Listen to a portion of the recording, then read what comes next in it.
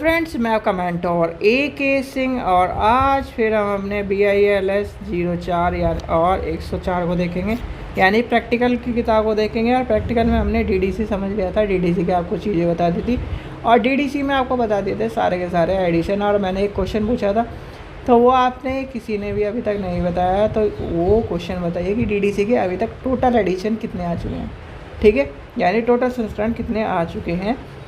तो सबसे पहले चलते हैं अपने, यानी कि आज क्या करना है हमें उसके, यानी कि 19वें एडिशन के बारे में जानना है। तो सबसे पहले क्या करना है, वीडियो को लाइक करें, चैनल को सब्सक्राइब करें, वीडियो को ज़्यादा से शेयर करें, टेलीग्राम ग्रुप को ज्वाइन करके रखें, जो भी इन्फॉर्मेशन वीडियो होगी आपको दे दी जाएगी। तो चलते हैं आज के, यानी कि लेसन नंबर, यानी यूनिट नंबर 1, लेसन नंबर 1।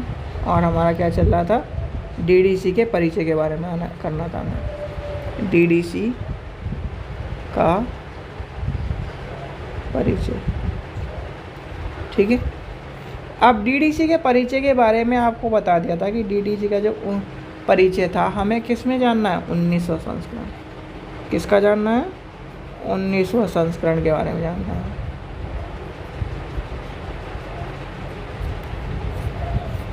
ठीक है।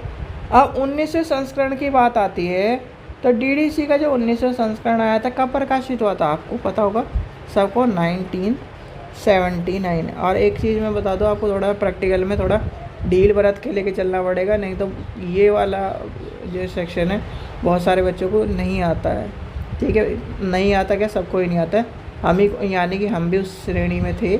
और अब हमें भी बहुत सारी चीज़ें, हमें भी ये देखो, सीखने की उम्र कभी भी ख़त्म नहीं होती, चाहे आप जब तक जीना यानी कि आराम होता है और मृत्यु होती है तब तक आप सीखते रहते हो, चाहे आप कुछ भी हो।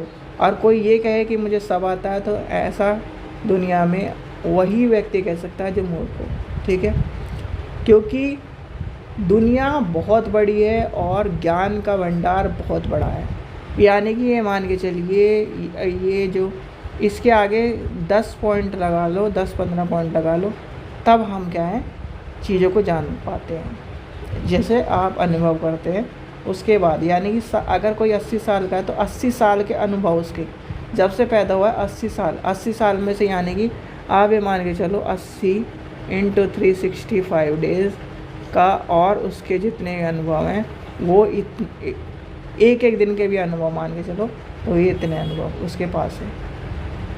अब इसे कैलकुलेट कर लो कितने अनुभव होंगे। तो ये सब चीज़ें क्या है, कहना किसी को कि वो संपूर्ण है, संपूर्ण नहीं, वो क्या है, नॉलेजेबल है, ठीक है, पूर्ण ज्ञाता नहीं है, ठीक है, कोई भी, ठीक है। तो हम चल रहे हैं अब 19वें एडिशन पे। तो ये क्या आया था, 1976 में हुआ था, और इसमें कहीं ना कहीं वर्गीकरण की मुख्यतः आधार के ऊपर बात की गई थी। खंड कितने हैं इसके, यानी कि इसके 3 खंडों में बांटी गई है किताब, ठीक है। कितने खंडों में बांटी गई है, 3 खंडों में बांटी गई है। अब 3 खंडों में बांटी गई है, और इस संस्करण में, यह संस्करण क्या है, पृष्ठ कितने हैं आपको बताए थे, 3361 पृष्ठों में और 3 खंडों में आपको प्रकाशित हुई हुई दिखाई देती है। कितने खंडों में, 3 खंडों में। अब 3 खंडों की जब बात आती है तो 3 खंड में कहानी किस किस तरह से है, पहले समझ लिए कहानी किस किस तरह से। खंड नंबर 1,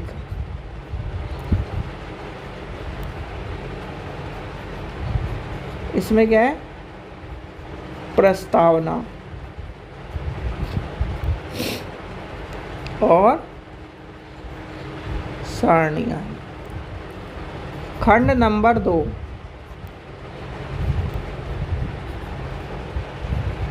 अनुसूचियाँ। खंड नंबर 3, सापेक्ष, यानी कि रिलेटिव इंडेक्स। सबसे पहले हम लेके चलेंगे आज खंड नंबर 1, ठीक है। खंड नंबर 1 को समझो पहले, ठीक है। खंड नंबर 1 को, खंड नंबर 1, ठीक है। अब खंड नंबर 1 क्या कह रहा है, देखो खंड नंबर 1 क्या कह रहा था आपका खंड नंबर 1 कह रहा था प्रस्तावना एवं सारणियाँ। ठीक है, इसकी बात कर रहा था, यानी कि इंट्रोडक्शन एंड टेबल्स की बात कर रहा था।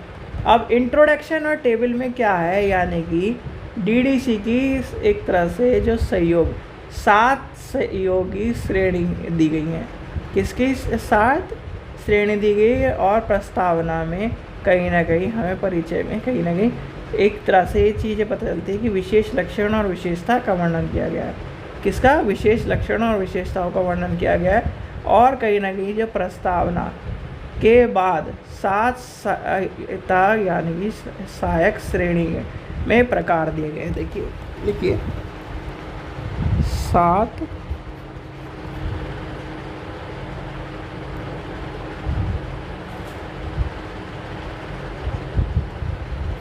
सहायक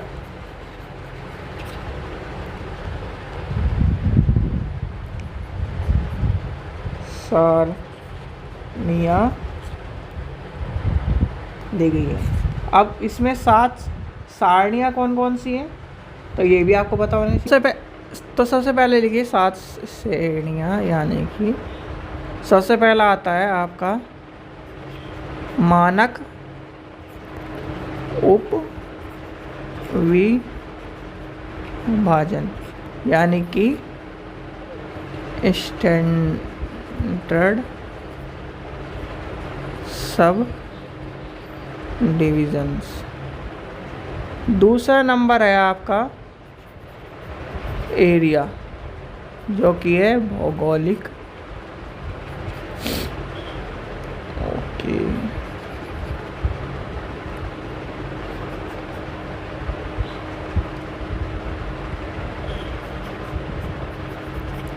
भौगोलिक। एक मिनट रुकिए, पेन में थोड़ा दिक्कत चल रही। भौगोलिक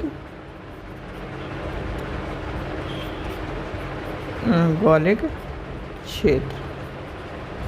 ठीक है, तीसरे नंबर पे आता है आपका, तीसरे नंबर पे लिखिए साहित्य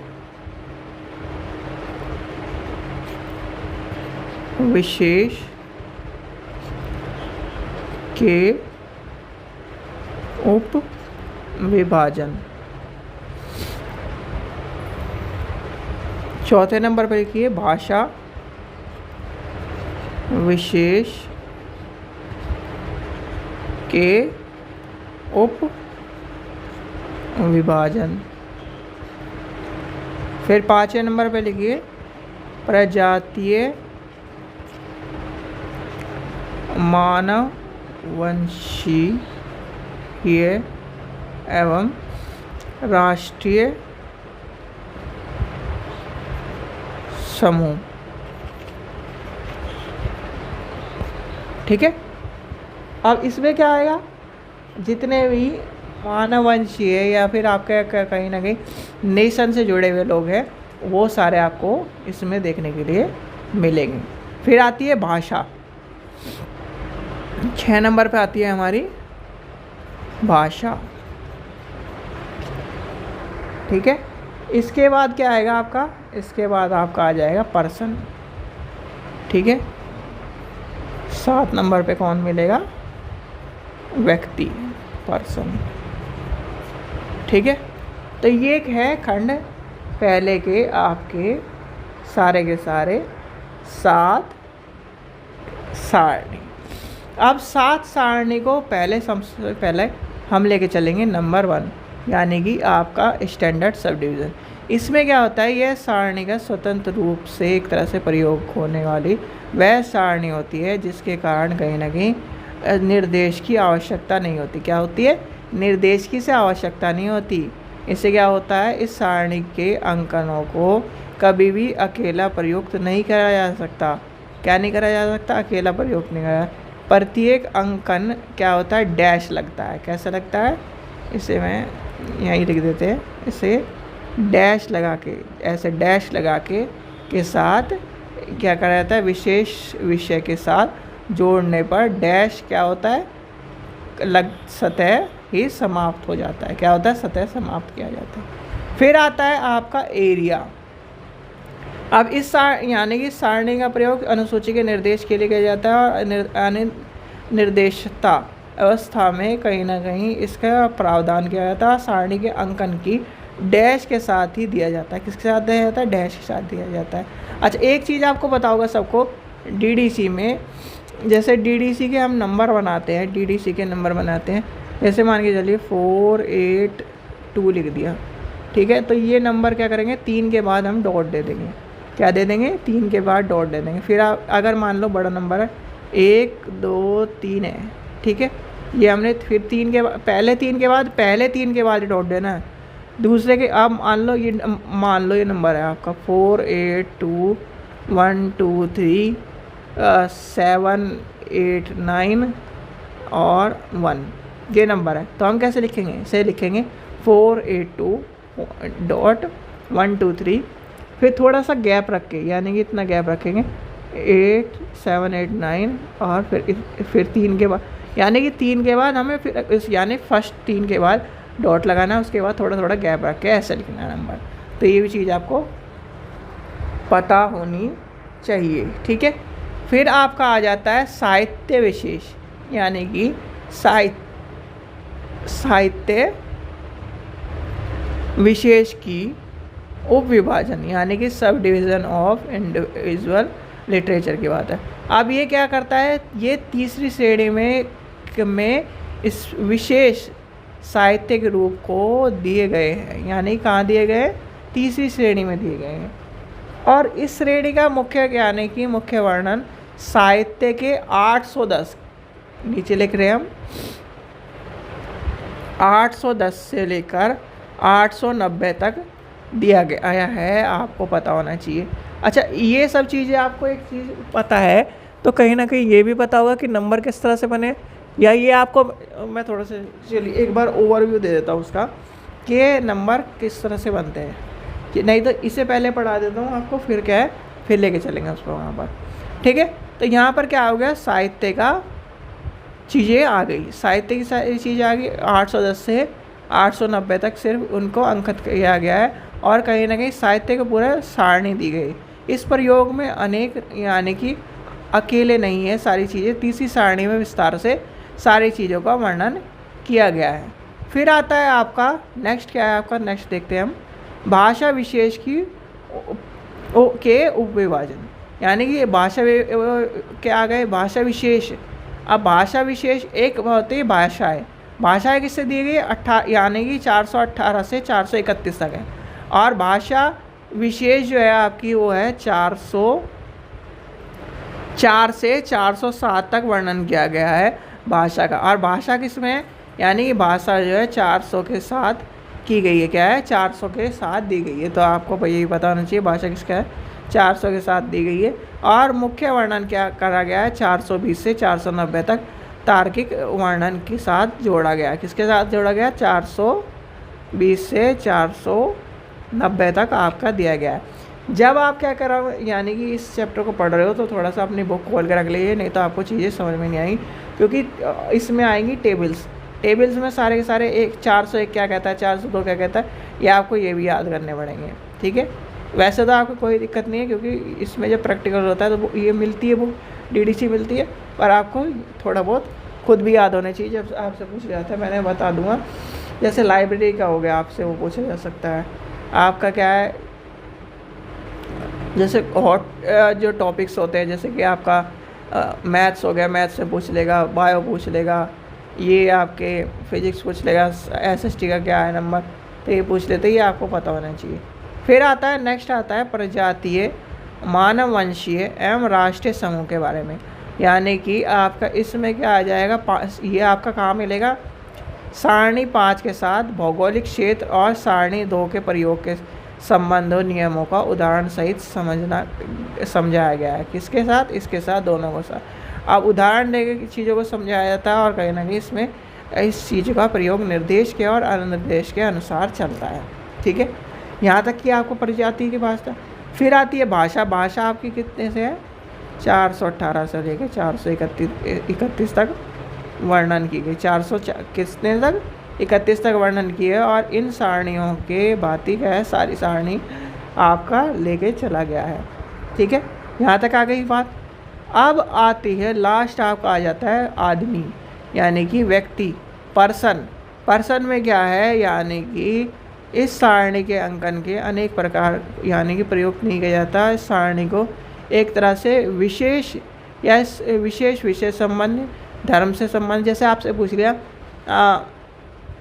आफ्टर इंडिपेंडेंट, या फिर आपके जैसे आपका असाइनमेंट में था एक गांधी के बारे में कुछ था, यानी कि गांधी महात्मा गांधी जी की जीवनी लिखी है, महात्मा गांधी जी के बारे में कुछ किताब के ऊपर था, तो उसमें कहीं ना कहीं आपको पता होना चाहिए किस तरह से चल रही है सारणी।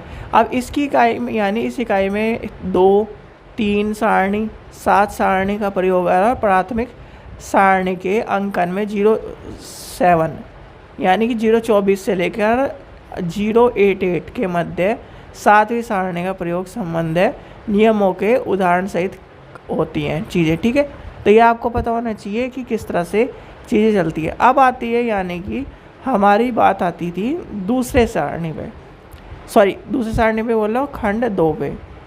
अब खंड 2 की बात क्या आती है, खंड 2 को समझिए। खंड 3 में आपको आज नहीं समझाऊंगा, क्योंकि एक तरह से बहुत ही कन्फ्यूज़न वाले चैप्टर चल रहे हैं, और कन्फ्यूज़न वाला अगर इसमें कन्फ्यूज़न हो गया तो आप नंबर बना भी नहीं पाओगे। ठीक है, अब क्या है, खंड 2 में हम किसके बात करेंगे, अनुसूची। ठीक है, अनुसूची। अब अनुसूची के अंदर क्या है आपका, सबसे पहले आपको पता होना चाहिए किस तरह से बटी हुई है। सबसे पहले आपका 000 में क्या है, आपका आ जाएगा लिया। 10 में क्या है, 100 में क्या है आपका, फिलॉसफी एंड रिलेटेड डिसिप्लिन्स। 200 में क्या है, धर्म। 300 में क्या है, सामाजिक विज्ञान। 400 में क्या पढ़ा था अभी हमने, भाषा। 500 में क्या है आपका, प्योर साइंस। ठीक है, आज जो भी बच्चा यूजीसी नेट की तैयारी कर रहा है वो हमसे मात्र 100 रुपये में यूजीसी नेट की किताब ले सकता है। 600 में क्या है हमारा, 600 में आपका टेक्नोलॉजी जी। 700 में क्या है, कलाएं। ठीक है, 800 में बताइए, कोई 800 में बताइए क्या है, 800 में, 800 में क्या है बताओ, साहित्य। अभी याद करवाया था आपको, ये साहित्य। ठीक है, 900 में क्या है आपका, 900 में आपका सामान्य भूगोल और इतिहास है। ठीक है, अब मैं आपसे एक क्वेश्चन पूछूं, क्या इसके बाद भी यानी कि 1000 कोई है, नहीं, 999 तक है, और 999 कमेंट में बताना किसका है। ठीक है, तो ये यहाँ तक हो गई संख्या। अब इसके अंदर भी एक एक आते हैं, जैसे कि आपका क्या हो गया, जैसे मान के चलते हैं, यहाँ से कोई उठा लेते हैं, 600, 610, 620, इस तरह चलेंगे। फिर 600 के अंदर 601, 602, 603, इस तरह से चलेंगे नंबर। तो ये आपको पता होना चाहिए किस तरह से चलते जा रहे हैं। जैसे मान के चलिए अब 700 का लेके चले हम। 700 क्या है आपका, बताइए 700 क्या है, कलाएँ हैं, यानी कि आपका कलाएँ के रूप में आपको देखने के लिए मिल रहा है। 700 किसके रूप में मिल रहा है, कलाओं के रूप में देखने को मिल रहा है, यानी कि आर्ट्स के रूप में मिल रहा है। अब कला के रूप में क्या है आपका, फाइन आर्ट्स आ गई है, आपका आर्किटेक्चर आ गया, पब्लिक स्ट्रक्चर ऑफ आर्किटेक्चर आ गया, building shows N specific movement का आ गया है, थिएटर का आ गया। तो ये क्या है, कहीं ना कहीं सिविल एंड लैंडस्केप आर्ट्स आ गया। तो ये क्या है, अलग अलग चीज़ें आपकी चलती जा रही है। यहाँ तक आपको खिचड़ी समझ में आ गई, यानी कि जो खिचड़ी हमने पकाई है वो आपको समझ में आ गई कि किस तरह से हम क्या कर रहे हैं, नंबरों को निकाल रहे हैं। पहले आपको ये चीज़ें समझ में आनी चाहिए, ये जो 900 तक दी गई है और इसी से कहीं ना कहीं आपके क्वेश्चन पूछे जाएंगे। ये आ गया, यानी कि यहाँ तक आ जाओ, 900 तक आ जाओ, तो शुरुआत के 3 नंबर आप निकाल लोगे। आपको पता चल जाएगा शुरुआत के 3 नंबर कहाँ पर देने। देखो, अगर जैसे आपने मैथ्स में एक चीज़ समझी होगी, समझिए मैथ्स में क्या होता है कि हम क्या करते हैं, क्वेश्चन आपका दिया गया है, उसमें पहले फॉर्मूला लिखते हैं, फिर आपकी चीज़ें लिखते हैं, ये सब चीज़ें आपको क्या करते हैं, फिर आपको करते हैं। मान लो किसी का क्या है, आखिरी स्टेप पे जाके आंसर नहीं आ रहा, तो क्या करेगा, 5 नंबर का क्वेश्चन है तो टीचर उसे 3 नंबर दे देगा। क्यों? क्योंकि उसके कहीं ना कहीं स्टेप्स के नंबर होते हैं। ऐसे ही हमारे क्या होता है लाइब्रेरी साइंस में, स्टेप्स के नंबर आपने शुरुआत करी, उसे कहीं ना कहीं लेके गए मोड़ पर, और से कहीं ना कहीं आखिरी के 2 नंबर रह गए, या आखिरी का आपका पूरा स्पेसिफिक नंबर नहीं है और शुरुआत का नंबर है, तो कहीं ना कहीं नंबर आपको मिलते हैं। इस चीज़ का ध्यान रखना। और नंबर एज ए लाइब्रेरियन अगर आप वहाँ पर जाके लिखोगे लाइब्रेरी के फील्ड में, तो शुरुआत के नंबर तक भी चल जाएगा, पर वो गलत नहीं होना चाहिए। क्या नहीं होना चाहिए? गलत नहीं होना चाहिए। क्योंकि देखो, नंबर क्या है, जो शुरुआत की लाइब्रेरियन अपने हिसाब से लिखता है। और एक सीक्रेट नंबर वाली कहानी थी। सीक्रेट नंबर हर लाइब्रेरी का, लाइब्रेरियन को, लाइब्रेरी कमेटी को, जो लाइब्रेरी में काम कर रहे हैं उन्हें पता होता है, और हर लाइब्रेरी का एक सीक्रेट नंबर होता है। वो क्या, उसमें क्या होता है, उसमें स्टाम्प मारी जाती है, एक स्पेसिफिक हम नंबर रख लेते हैं। जैसे कि हमने अपनी लाइब्रेरी मान लीजिए 70 नंबर रख दिया, तो 70 हर किताब पे 70 नंबर पे ही स्टाम्प लगी मिलेगी आपको। और उसमें क्या लिखा रहता है, ACC नंबर लिखा रहता है।